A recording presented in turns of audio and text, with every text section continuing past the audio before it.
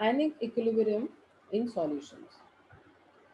So we know this thing that iron has the capability to pass the current or electricity when they are dissolved in a liquid or when they are in aqueous state.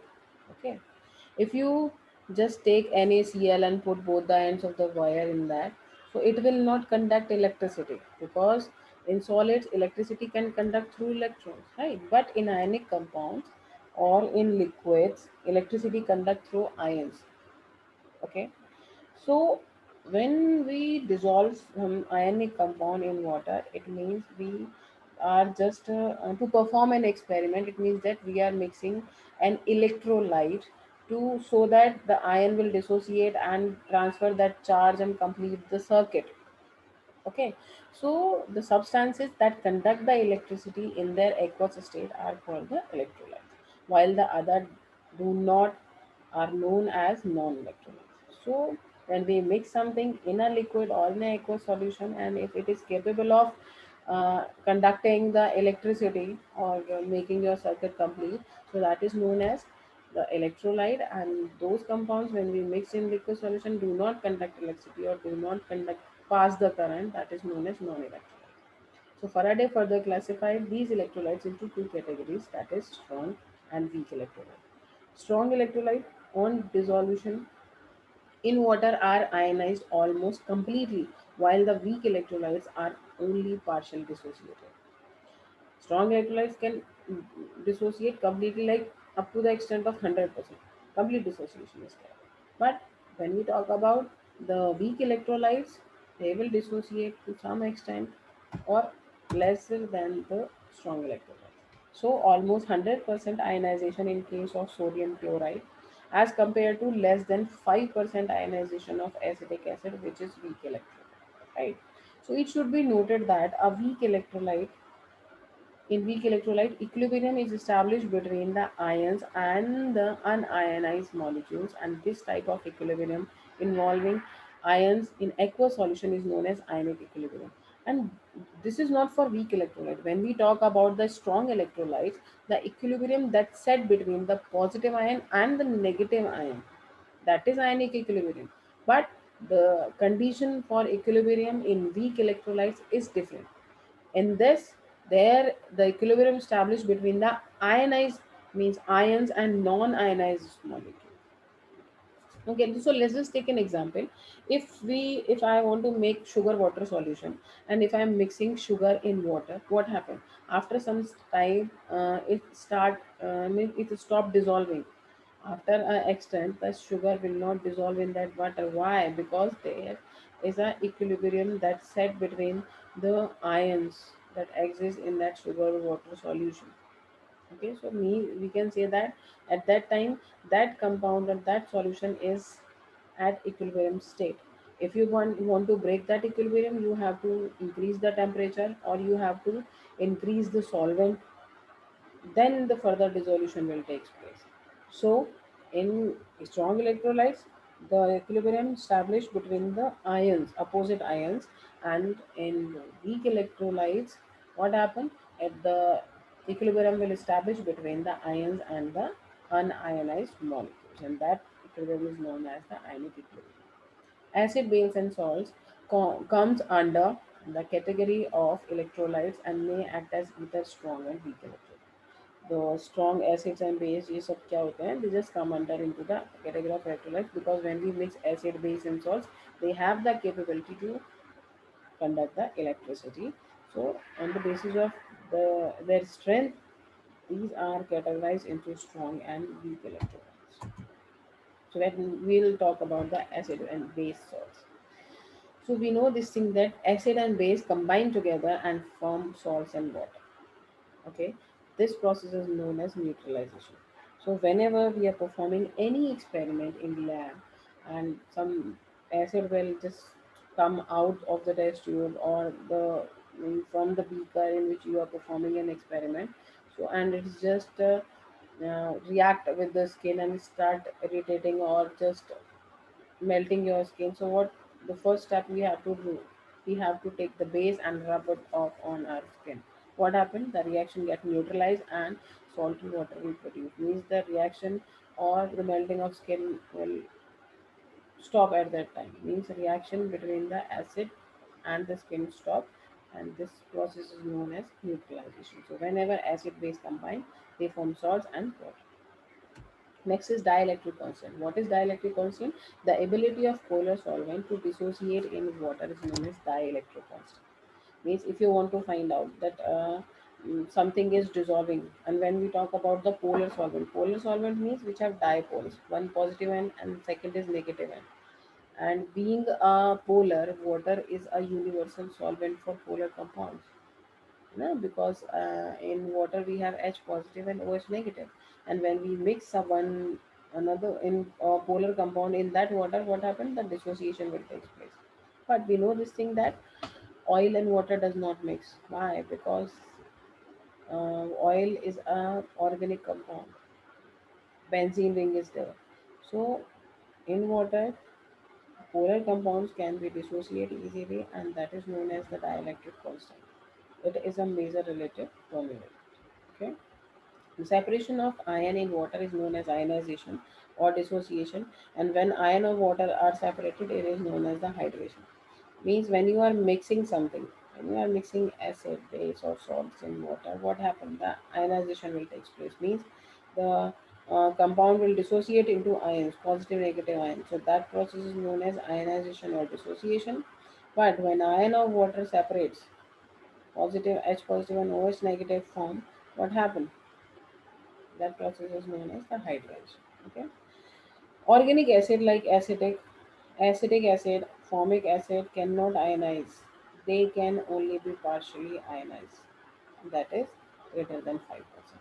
Means most of the acid can, like ionic compounds can just dissociate, but the organic compounds or organic acid will not dissociate. Why? Because they have benzene ring. They are organic compound, so they will not dissociate completely. If you want to dissociate it, so you have to apply some external specific conditions, and if they start even dissociating, what they will dissociate to some extent, a small extent. Next, another concept of acids and base. He came and he gave his concepts that acids are the substance that dissociate in water and gives H positive ion, and the base are the substances that produce hydroxyl ion, that is OH negative ion. He stated the he just differentiate between acids and base on the basis of hydrogen and hydroxyl ion. So after this, he came. The law theory of acid and base was proposed by him, and he stated that acid is a substance that is capable of donating a hydrogen ion, and bases are the substance that have the capability to accept hydrogen ion, hydrogen ion, right? So, on the basis of, we can't say this thing that before this we just have a perception that acids are specific. This hydrochloric acid, sulfuric acid, nitric acid, only these are acids. But after this theory, the concept has totally changed. What happened? In this, when you perform an experiment and reaction, so in that reaction, if some one compound is donating its hydrogen ion, it means that is behaving like acid, and another one accept that hydrogen ion means that it is behaving like base. So on the basis of donation and acceptance of hydrogen ion, the acids and base were classified by him. In short, acids, the proton donors and bases are proton acceptors. We can say that acids are the proton donors and bases are the proton acceptors. So let's just take an example of this is a reaction in which conjugate pairs are there. Conjugate pairs means the hydrogen, one H2O. H2O is not a acid, but in this reaction, it is donating its ion, H positive ions to the NH4. This NH3 and form NH4. So this is donating its hydrogen ion, and NH3 accept that hydrogen ion. So that is why this behaves like acid and this behaves like base. And after donating the hydrogen ion, the OH negative become base, and after accepting that hydrogen, the H4 positive become acid. Right? After him, Lewis acid and base theory was proposed by Lewis, and he defined as that acids as a species which accept electron pair which donate an electron pair. Bases means acids are the species which accept the electron pair and bases which donate the electron pair. So in Lewis' concept, acid do not have a proton at all. So according to his concept, acid do not have a proton at all. In base, a lone pair is provided in such case, and this lone pair is accepted or donated by the species. For example, BF3 does not have a proton but still act as an acid and react with NH3 by accepting its lone pair of electrons.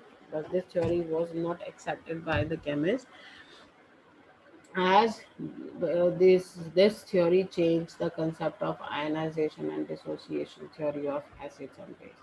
So that is why this theory was not accepted. Now we'll talk about the ionization of acids and base. Always the strong acid donate a proton to a stronger base, right? Means stronger acid has the capability to donate the electron to the stronger base, and a strong acid dissociate very easily in water, resulting in a formation of weak base. Means strong acid when dissociate in water, it's just donates its hydrogen and the hydrogen to a and form a weak base. So always strong acid have a weak conjugating base. After donating its hydrogen ion, strong acid become a weak base. Example are paraclonic ion, hydronic ion, paraclonic acid, hydronic acid, hydronic acid, nitric acid, etc. And weak acids have very strong conjugating base. Means weak acids just donate their hydrogen and just form a strong conjugating base. For example, the hydrofluoric acid and the acetic acid. Ionization constant and ionic product. How you will find out the ionization constant and find out the ionic product. So in pure water, one water molecule donate proton and act as a acid, and another water molecule accept that proton and act as a base at the same time. So for example, this is a reaction, and we have two water molecules here. Water molecules means they both are of same condition. Water is same everywhere. But in this reaction, one H2O is donating the proton and the H positive ion, or another one is accepting the H positive ion. Okay, so what we'll get H3O positive and OH negative. And we know this thing that reaction constant is equal to product upon reactant. So H3O positive upon OH negative upon H2. Right? That is how we just find out the reaction constant. So the concentration of water is omitted from the denominator as water is a pure liquid and its concentration remain constant. So water is incorporated with the equilibrium constant to give new constant Kw, and it is known as ionic product of water. So ionic product of water is H positive, OH negative. How we'll get this? If you just solve this, the here is H3O positive and OH negative. If you just want to solve it, so OH negative, cut this H3 H2O, cut this H3O positive, and what left? H positive ion left. So that is how we get the Kw. Kw is the new constant that is known as the ionic product of water, and which is H positive OH negative. So we can distinguish acid base and neutral solution by relative value of OH positive and OH negative. Means if we want to say generalize this thing, so we can just distinguish between the acid base and neutral solution on the basis of positive and negative ions. In acids, H positive, if we have the concentration of positive ion more, so that is known as that will be a acidic compound. If the concentration of OH negative is more, it means that that compound is basic. But when the concentration of H positive and negative ion is equal, that is known as the neutral compound, right? If H positive is extra and the H positive ion concentration is more, that is acidic. OH negative ion concentration is more basic, and when the concentration of both positive and negative ion is equal, that is known as the neutral compound. Okay.